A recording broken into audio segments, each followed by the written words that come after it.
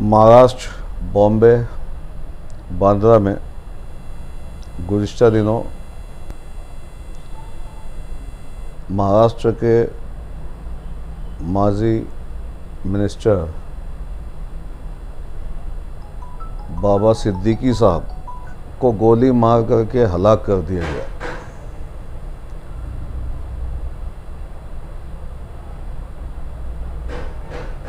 हमारे भारत देश में बिलखुसूस महाराष्ट्र में हमारा सर शर्म से झुक गया कि वाई सिक्योरिटी होने के बावजूद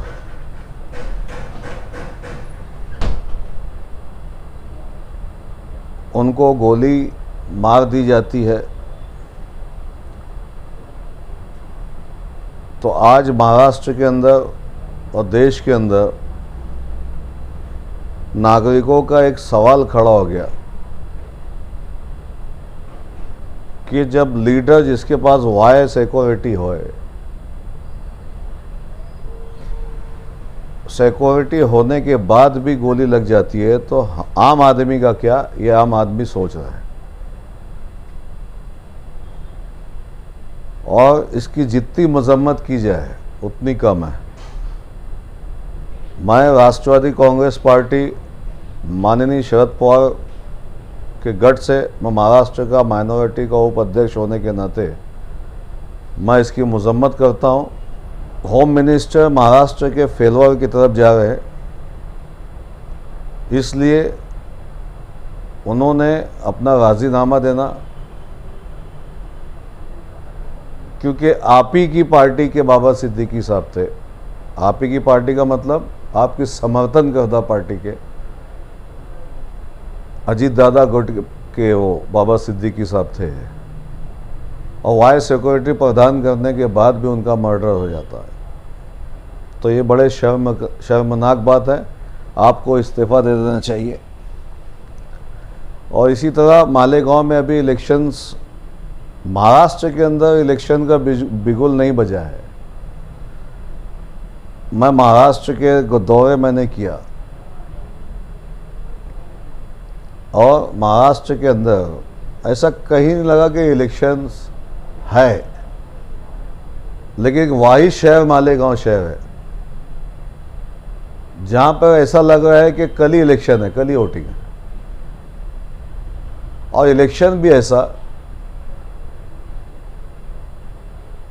कि गैर मेयारी बातें, गैर मेयारी तकरीरें जो कि किसी को बोलना भी नहीं चाहिए, ऐसी बातें तकरीरों के अंदर हो रही है। मस्जिद और मीनारों और मदरसों का शहर कहलाने वाला मालेगांव शहर आज उसकी छवि जो है खराब हो चुकी है।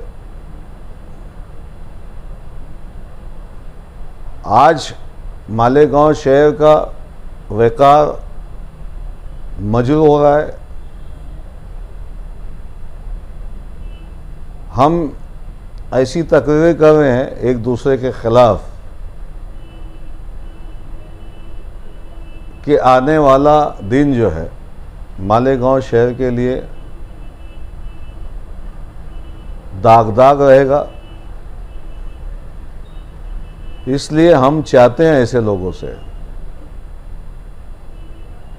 कि अपनी ज़बानों को कंट्रोल रख करके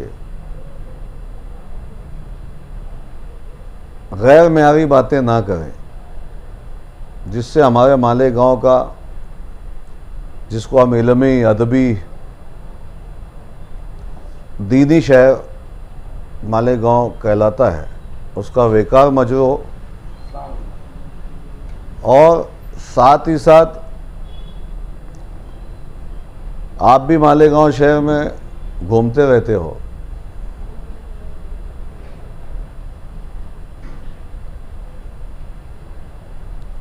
मैं कुछ दिनों से पार्टी के काम से बाहर था। एक खबर मैंने पढ़ा 2 दिन में, एक व्हाट्सएप पे थी। एक शौहर अपनी बीवी को अकील मस्जिद मिल्लत रोड के पास उसकी बीवी पीछे बैठी थी।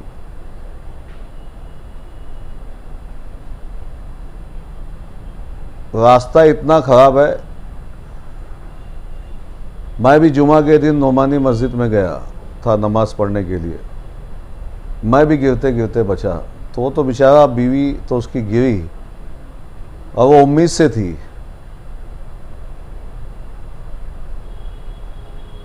और उसका जो भी मामला था वो फासिक हो गया। उसके जुमले ऐसे थे कि रोना बाकी है। और उसने जो बद्दुआएं मालेगांव शहर के सियासी लोगों को दी, उसकी ज़बानी नासिक से, अल्लाह रहम करे। और बड़े अफसोस के साथ ये कहना पड़ता है, बड़े अफसोस के साथ।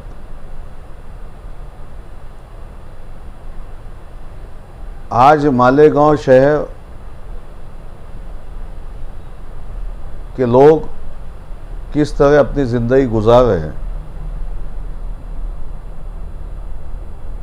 एक तरफ लैंड जिहाद, लॉ जिहाद, फलाना जिहाद, हमारे नबी की शान में गुस्ताखी, और हम और आप देखिए हम कहाँ हैं। हमारे ज़मीर में झांक करके देखिए, ऐसा लगता है कि लॉ जिहाद, लैंड जिहाद से ज़्यादा हम ही खराबी की तरफ है। इसलिए मेरी इल्तिजा है, गुजारिश है, इलेक्शन है, इलेक्शन के तौर से लड़ो। और अवामुन नास से भी गुजारिश है कि इलेक्शन 2-4 दिन का रहता है, अपने अंदर नाइत्तेफाकी, आपस में भाईचारगी कायम रखें, नाइत्तेफाकी से दूर रहें।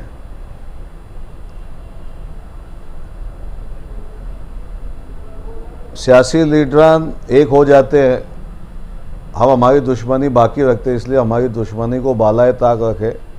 इलेक्शन जब आएगा आप वोट दें, किसी को भी दें, लेकिन आपस में इत्तेफाक और इत्तेहाद पैदा करें। शहर जैसा है हमारे आपके सामने है, उसको बताने की ज़रूरत किसी को है नहीं, आईना हमारे सामने है। अल्हम्दुलिल्लाह माशाअल्लाह, यानी सिंगापुर से अच्छा हमारा मालेगांव शहर है। और अगर ऐसा ही चलता रहा तो शायद अमेरिका को पीछे कर देगा। मैं माजरत के साथ ये बात कह रहा हूँ, इसलिए इलेक्शन को इलेक्शन के ऐसा लड़े। इतना ही, एक बार फिर से मैं बाबा सिद्दीकी